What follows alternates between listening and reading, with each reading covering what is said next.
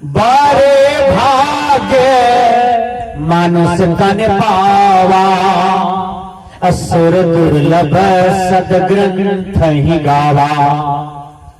गोस्वामी तुलसीदास जी कहते हैं बड़े भाग मनुष्य तन पावा, यानी बहुत भाग जगता है तो मनुष्य तन मिलता है। और ये मनुष्य तन पाकर के ये मनुष्य देखिए क्या क्या कर रहे हैं।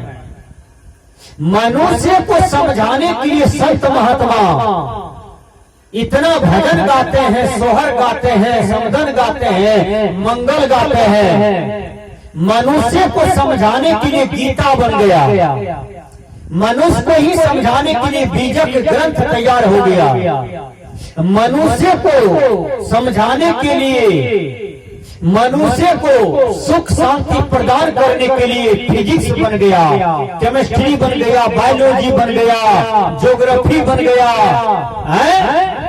हिंदी बन गया, मैथमेटिक्स बन गया, पदावली बन गया, बौद्ध दर्शन बन गया, वेद शास्त्र पुराण बाइबिल बन गया। लेकिन सब मनुष्य को समझाने के लिए, मनुष्य को अस्थिर करने के लिए, मनुष्य को सुख शांति की ओर लाने के लिए ही इतनी चीज बन गया है। ध्यान दीजिए, गुरुवर कबीर कहते हैं वेद कितेब कहा भी झूठा, झूठा जन विचारे।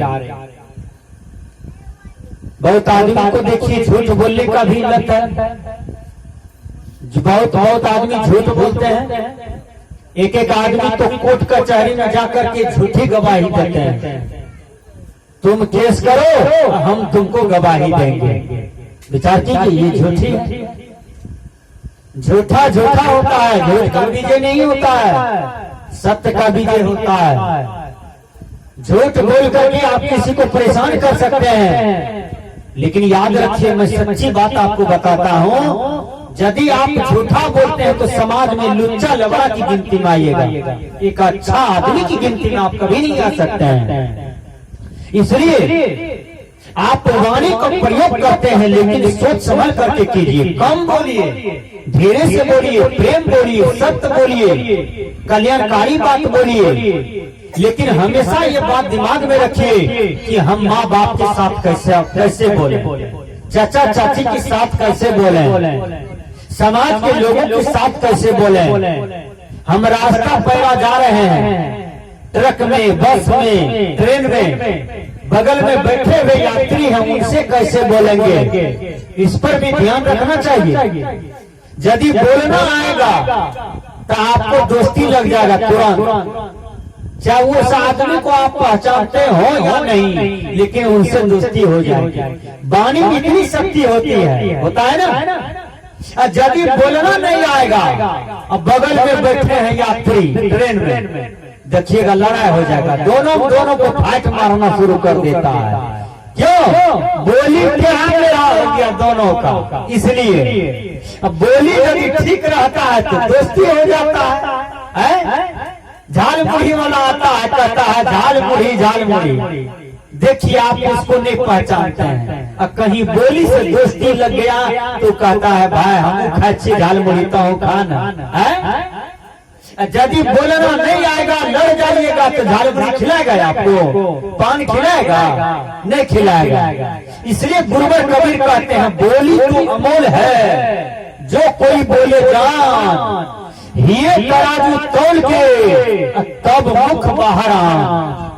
जो बोलना नहीं जानता है उसका देखिए क्या दुर्गति होता है। एक लड़का ससुराल जाता है, ध्यान से सुनिए, माँ कहती है बेटा तुमको बोलना नहीं आता है, इसलिए मैं एक बात सिखा देता हूँ। कहा क्या? का तुम ससुराल जाओगे ना तो सबसे पहले ऊंचा जगह पर बैठना, इस बात याद रखो। नंबर 2 में तुम ससुराल जाते हो तो बेटा कोयल की तरह बोलना, मिठास बोलना बेटा, कौवा की तरह टाटा नहीं करना, कोयल की तरह बोलना, मिठास बोलना और बढ़िया से बोलना बेटा। माँ दो बात बोलती, बेटा ससुराल जाते हो तो ऊंचा जगह बैठना, कोयल की तरह बोलना। लड़का ससुराल जब पहुंचा ना, तो ससुराल पहुंचा तो लोग बैठक बनाते हैं ना, तो बैठक में लड़का बैठ गया तो माँ की बात याद आ गई। ससुराल पहुंच गए हैं, बैठक आ गया, बैठक में बैठ गए। खटिया पर क्यों बैठेंगे, माँ बोली है ऊंचा जगह में बैठना, तो लड़का किया धरनी पर बैठ गया।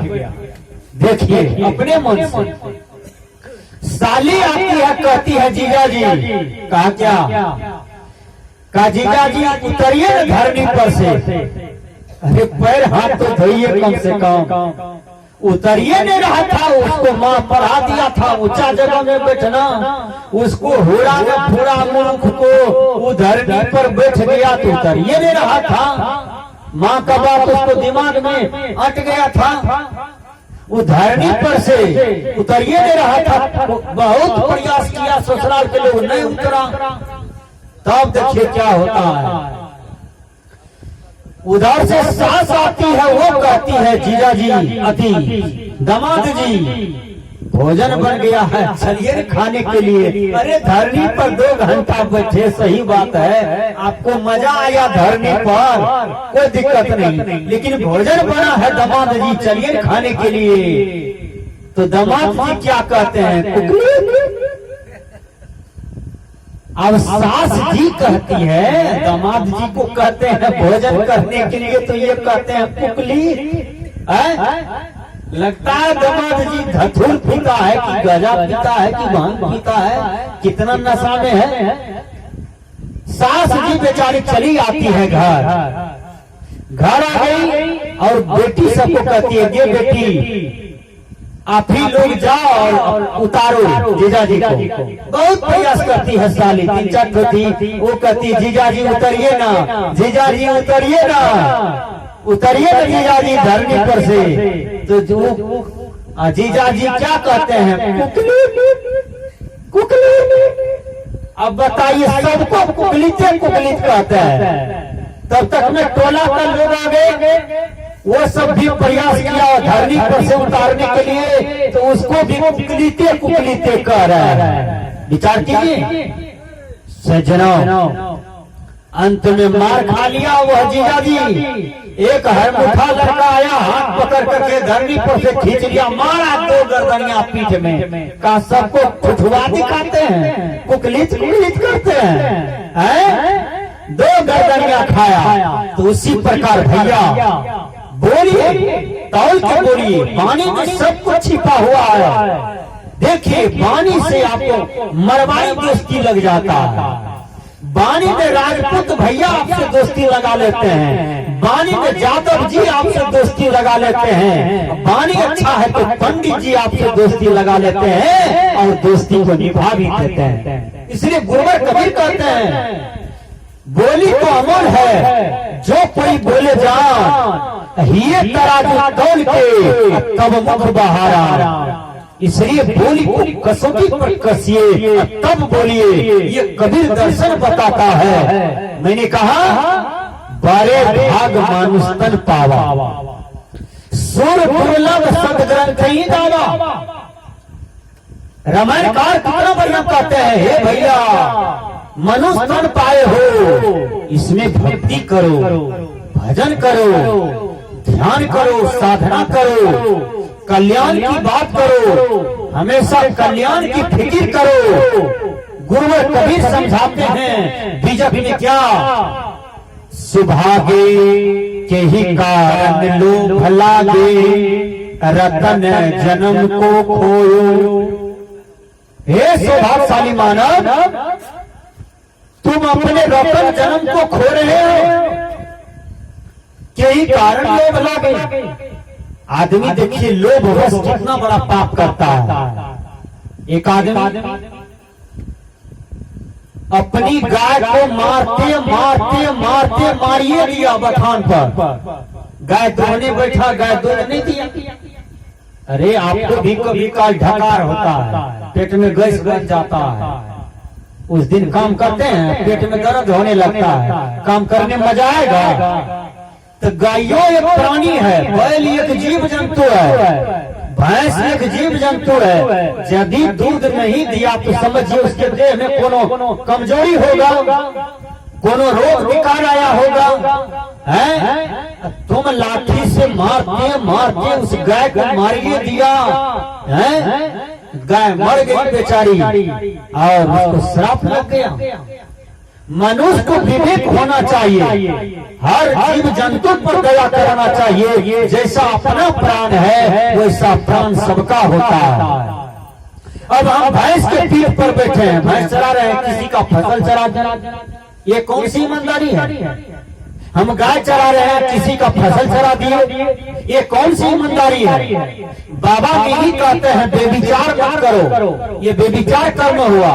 बिन विचारे कुछ कर बैठते हैं, यही विचार, यही बेविचार से बचना चाहिए। किसी की बहू बेटी जा रहे हैं उसको आंख मारते हैं, किसी की बहू बेटी जा रहे हैं गंदा गंदा शब्द सुनाते हैं, यह बेविचार कर्म है। किसी की बहू बेटी जा रहे हैं आप उसको बलात्कार करने का प्रयास करते हैं, ये बेविचार कर्म है। किसी का फसल चरा देते हैं, ये बेविचार कर्म है।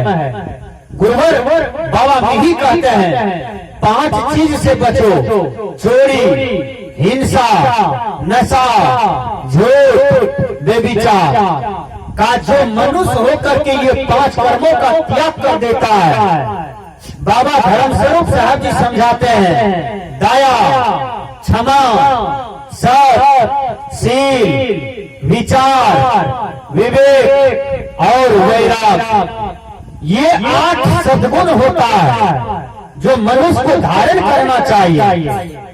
यदि ये 8 सद्गुण को धारण नहीं किया मनुष्य तो वो मनुष्य कहलाने के काबिल नहीं है। क्या मनुष्य तन का खोलनी पहन लेने से मनुष्य होता है? यदि मनुष्य का तन पा लेने से कोई मनुष्य होगा तो भय दुनिया मनुष्य लखा देता है। दुनिया के महान विचारक सुकरात 12 बजे दिन में लालटेन जला लिया, 12 बजे दिन में, और लालटेन जला करके जा रहे हैं। एक आदमी पूछा किसको खोज रहे हैं? लालटेन जला के। कहा मनुष्य को खोज रहे हैं। कहा हम मनुष्य नहीं, हम मुर्गी के बच्चा बुझाते हैं क्या? ये समाज में जितने भी लोग हैं ये मनुष्य नहीं है क्या? ये कांखोर सितवा का बच्चा है? कहा नहीं, मनुष्य हो, मनुष्य के खोल में हो, लेकिन मनुष्य वो है जिसमें मनन करने की क्षमता है, जो सदकर्म करते हैं, बढ़िया विचार धारण करते हैं, जो माँ बाप की सेवा करते हैं, बड़े भाई का आज्ञा का पालन करते हैं, जो एक पत्नी के साथ रहते हैं और 5 पत्नियों के साथ नहीं रहते हैं, 10 पत्नी के साथ नहीं रमते हैं, वो मनुष्य का लक्षण हुआ, वो मनुष्य है। जो मनुष्य तन में है रात दिन कुकर्म करता है, वो मनुष्य कैसे होगा? वो तो मनुष्य के खोलड़ी में है। गुरुवर कबीर कहते हैं मानुष तेरी खोलड़ी और फिरत है बैल, है? बैल को यदि मनुष्य का खोलड़ी और आ दीजिए तो लगेगा कि मनुष्य है, लेकिन खोलड़ी जैसे हटाइएगा तो बैल का बैले न है? तो मनुष्य कब मनुष्य है? जब इसके अंदर में मानवता है, मानवता, दया, धर्म, कुछ बढ़िया कर्म करने की कला, तब मनुष्य। मैं बता देता हूँ, एक जगह सर्कस वाला आया, बड़ी सुंदर कथा है, सुनिए। तो सर्कस वाला आया, तो सर्कस वाला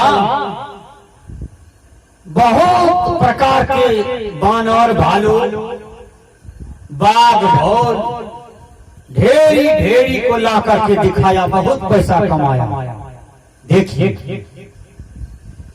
तो एक दिन बघवा बीमार पड़ गया, बघवा को निकाला हौद से, जो उसका कुंड था उस कुंड से निकाला, गाड़ी पर लाद करके लेके गया उसका इलाज कराने के लिए। तब तक में समय हो गया बाघ देखने का। देखिए एक मनुष्य को बाघ वाला फूल ओढ़ा करके उसको खड़ा कर दिया था वही कुंड में सर्कस वाला। एक लड़का उसी में प्रचार करता था। देखिए 2 मंजिला था बांस का, वही बांस पर माइक ले लिया था वो लड़का सर्कस का, वो प्रचार करता था। कभी ये लड़का, कभी वो लड़का, कभी वो लड़का। हाँ वो सब तबियत खराब हो जाए तो कभी टोलो टट्टी को जहाँ सर्कस वाला सर्कस लगावे ना तो दूसरा लड़का को पकड़ ले कि प्रचार करो, इतने बात बोलना है, पैसा कमाने आए हैं। तो हो रहा ना पूरा 3 लड़का आया था सर्कस वाले के साथ में, तीनों को खांसी सर्दी हो गया एक बागी, तीनों को तबियत खराब हो गया। राधानगर से एक छौड़ा को पकड़ा, कहा 250 टका देंगे, चलो खाली प्रचार करना। उसको 2 मंजिला बांस पर बैठा दिया। अब वो लड़का प्रचार करने लगा, एक बार बांस का कड़ी छूट गया, लड़का वही हौद में गिर गया जहाँ भगवान। वो भगवान को जो देखा ना वो लड़का फुल पेंटे में झाड़ा पेशाब कर दिया। अरे वाह, यहाँ कोई हइयो नहीं है, ये तो हमको खाइए जाएगा। ये वही कुंड में गिर गया। अब उधर से वो तो असली बाघ नहीं था, वो तो वो खोल पहने हुआ था। अब उधर से आया, धीरे धीरे इसी के तरफ आ रहा था। जो जो भगवा इसके तरफ आ रहा था त्यों त्यों इसका झाड़ा निकल रहा था कि तो हमको गिरिए लेगा। देखिए जैसे इसके पास सट गया तो बेचारा का आधा प्राण निकलिए गया था। सट जो गया, खोल को हटा लिया, रकम से कहता है घंटा खैनी देने, 3 दिन से नहीं कहने। देखिए इतना जो देखा तो कहता दरी नहीं था, नकली खोल में बाघ बन गया। देखिए का ये नकली खोल में बाघ बना है, असली बाघ नहीं है। उसी प्रकार भैया ये मनुष्य तन का खोल बहुत पहन लिया है, लेकिन मनुष्य नहीं है। जो मनुष्य होगा उसमें दया रहता है, उसमें क्षमा रहता है, उसमें विचार विवेक करने की क्षमता रहता है, वो मनुष्य है। इसलिए मनुष्य यदि नहीं बने हैं तो गुरुवर कभी कहते हैं मनुष्य बनिए, मनुष्य के साथ में जाके मनुष्य बनिए। तो मैंने कहा कि गुरुवर कभी कहते हैं क्या, मानुष जन्म दुर्लभ है, बहुरी न दूजी बार, पक्का फल जो गिर पड़ा तो बहुरी न लागे डार। अब कहते हैं क्या, बड़े भाग मनुष्य तन पावा। मैं स्पष्ट कर देता हूँ, सूर दुर्लभ सदग्रंथ का ही दावा, मतलब ये मनुष्य तन जो हम लोग पाए हैं तो इसको पाने के लिए देवता लोग भी ललायित है। देवता भी सोचते हैं कि आहा राधानगर में यदि जन्म हेतिए न फलमा जादव कहते तो हम खीर खैतिए, पूरी खैतिए, रसगुल्ला खैतिए, चमचम खैतिए, दशहरा मेला में 10,000 का सूट बूट पहन के बनमनखी घूमतिए, चक्का लेतिए, कार पर चढ़तिए। देवता सोचते हैं कि भैया मनुष्य को कितना सुख है, ये सुख हम लोगों को यहाँ पर नहीं है। इसलिए सज्जनों यह शरीर पाने के लिए देवता भी ललायित है, इसका सुख कितना तगड़ा है। बोलिए आज मनुष्य बन जाए, मनुष्य की आहार करने लगे तो पशु दुखी नहीं होगा, धरती पर कोई दुखी नहीं होगा। आदमी का बुद्धि क्यों गड़बड़ा गया है, आदमी का संगति गड़बड़ा गया है, इसलिए आदमी का बुद्धि गड़बड़ा गया है। आदमी का व्यवहार क्यों गड़बड़ है, इसलिए कि आदमी का आहार गड़बड़ है। आदमी मछली खाते हैं, मछली आदमी का भोजन है? बोलिए, आदमी का भोजन अंडा है? नहीं है। आदमी का भोजन गाय भैंस है? नहीं है। आदमी का भोजन मैना, कौवा, कबूतर, मुर्गी जो मुर्गी मुर्गा खोद खोद के सुखों पे खाना खाता है, और उस मुर्गा मुर्गी को ये मनुष्य गरम मसाला दे के खा जाता है भर पेट।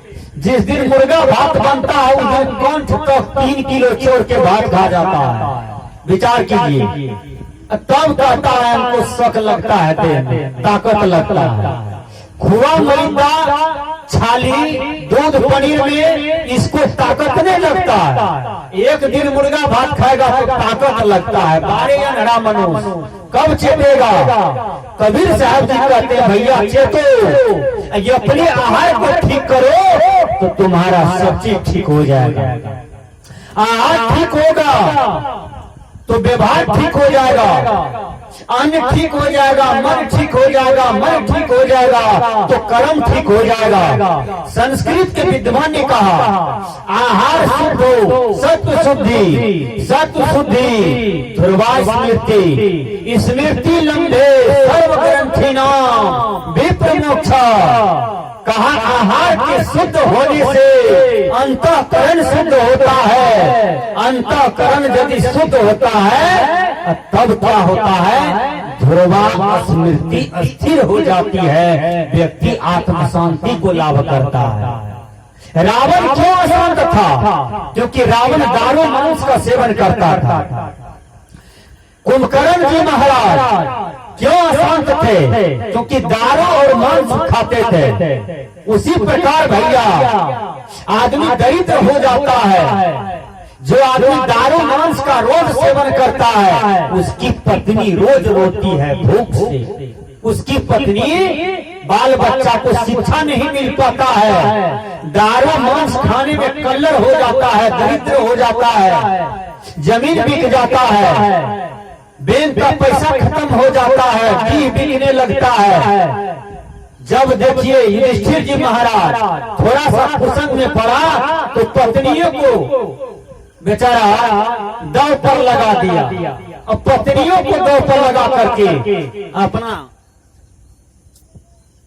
अपने जीवन में गड़बड़ी कर लिया। विचार कीजिए, तो दारू मांस जिसका बाल बच्चा सेवन करता है धीरे धीरे उसको लौटाइए, सत्संग की ओर लाइए, संत महात्मा की ओर लाइए, और उसको समझाइए कि बेटा मनुष्य बन पाए हो तो मनुष्य बनो, गलत संगति का त्याग करो।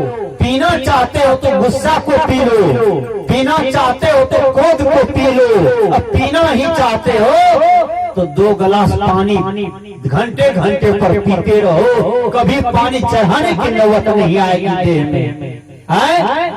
पीना चाहते हो तो गौ पालो और दूध पियो, भगवान कृष्ण के जैसा मजबूत हो जाओगे, भगवान राम के जैसा मजबूत हो जाओगे। यही बंदी छोड़ कबीर का कथन है। तो मैंने कहा बड़े भाग मानुष तन पावा, बड़े